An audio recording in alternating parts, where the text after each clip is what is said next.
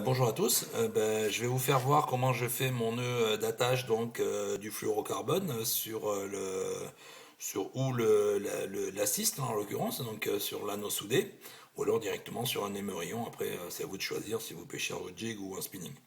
Voilà, je vous fais voir. Et pour ça j'utilise un petit appareil qui est celui-ci.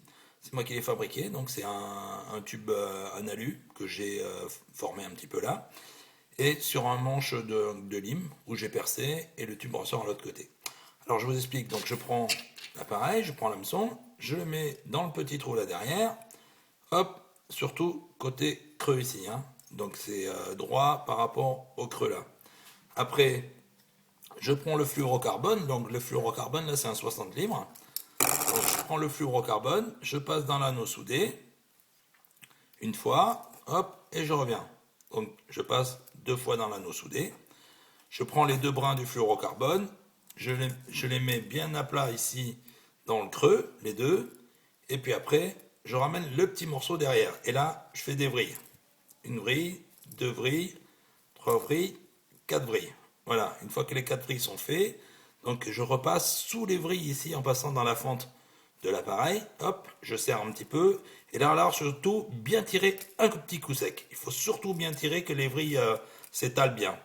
Et une fois que vous avez fait ça, eh bien, vous prenez hop, je prends le fluorocarbone, je prends l'hameçon, là, donc je vous passe la salive, et puis vous serrez bien fort. Bien tendu, bien serré. Et une fois que vous avez fait ça, eh bien moi, je reprends donc le fluoro et je fais des clés. Donc les clés surtout très important. Donc dessus et après par-dessous. Donc surtout bien faire comme ça. Et pas se tromper. Parce que ça permet d'avoir des clés bien plates.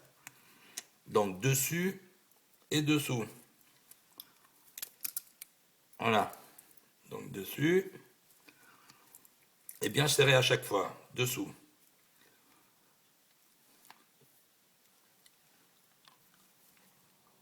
Voilà.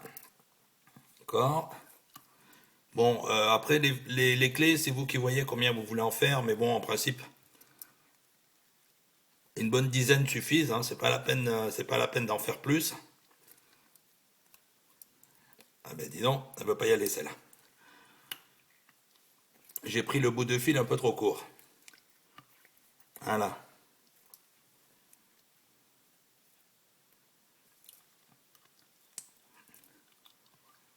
Voilà la dernière.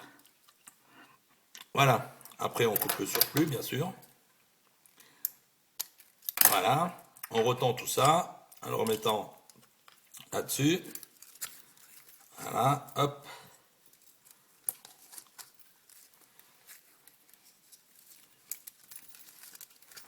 Voilà. Alors, hop. Bien tendu. Voilà. Donc le nœud est terminé. Voyez le nœud.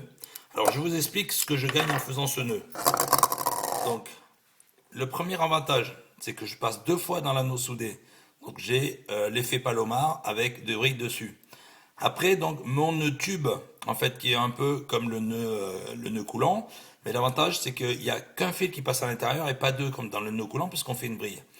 Donc là, qui finit par serrer donc le nœud, la double boucle. Et après, vous avez donc ici les clés qui en fait font office d'amortisseur. Et ce qui permet de tirer dessus et vous verrez, le nœud se tend à chaque fois qu'on tire dessus. Donc ça permet d'avoir un amortisseur.